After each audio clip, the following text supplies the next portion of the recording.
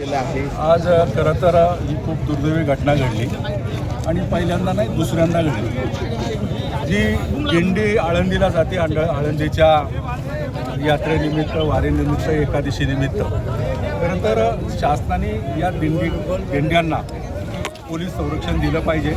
आज दुर्दैवी या अपघातामध्ये एका महिलेचा उरण घासकारे जासई इथल्या महिलेचा दुर्दैवी मृत्यू झाला। मी स्वतः वारकऱ्यांना आणि ग्रामस्थांना या संदर्भामध्ये आश्वासन दिले। या मार्गावरती खरं तर कारला या ठिकाणी ओव्हरब्रिज करण्याच्या संदर्भामध्ये याही ठिकाणी ताज्याच्या या ठिकाणी कामशेत आणि ताज्याच्या या ठिकाणी ब्रिज करण्याच्या बाबतीमध्ये आणि सेंटर पॉईंट या ठिकाणी ब्रिज करण्याच्या संदर्भामध्ये या अगोदरच MSRDCच्या माध्यमातून माननीय एकनाथजी शिंदे साहेब यांनी या संदर्भामध्ये कारवाई चालू केलेली आहे।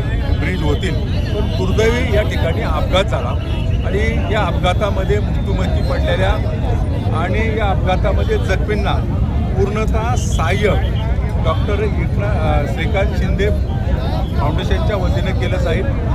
शासनाची मदत मिळेलच, परंतु शासनाच्या मदती अगोदर पूर्णतः त्यांना सहकार्य केलं जाईल। मी तुम्हाला सांगतो की हा दुर्दैवी अपघात आहे, ड्रायव्हरच्या चुकीने अपघात झालेला आहे।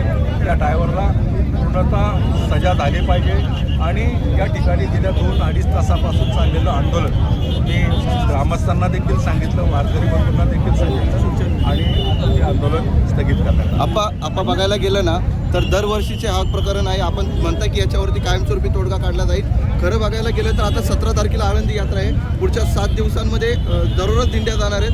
कायमस्वरूपीची व्यवस्था आज या क्षणापासून झाली पाहिजे, ती काय होते? मी आजच सकाळी ना SPC बोललेलो आहे, दिंड्या जेवढ्या जातात त्या दिंड्यांना संरक्षण दिलं गेलं पाहिजे आणि हेवी ट्रॅफिक, मोठी ट्रॅफिक आहे ती एक्सप्रेसमध्ये वळवण्याच्या संदर्भात आंदोलन